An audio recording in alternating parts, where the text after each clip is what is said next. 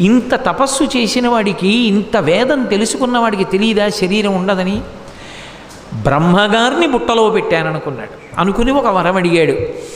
గాలిన్ కుంభిని అగ్ని అంబువల ఆకాశస్థలిన్ దిక్కులన్ రేలన్ ఘస్రములం తమప్రబల భూరిగ్రాహ జంతు నర వ్యాళాదిత్య సమస్త్రాస్త్ర శస్త్రాళిన్ మృత్యువులేని జీవనములో కాధీశ ఇప్పించవే తథాస్తు అన్నాడు అనుకోండి. ఇంకేమిటి, దేంతో చచ్చిపోతాడు ఆయన?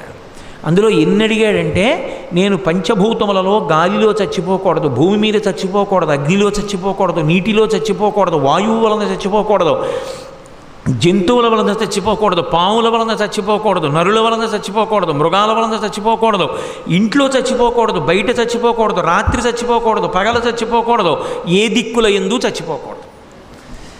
ఇంక ఏమిటి చచ్చిపోవడానికి? అది ఆయన ఆలోచన. కానీ పరమేశ్వరుడికి తెలియదు వీటికి మినహాయింపు తీసుకురావడం. ఆయనకి తెలుసు, సర్వజ్ఞుడు పరమేశ్వరుడు.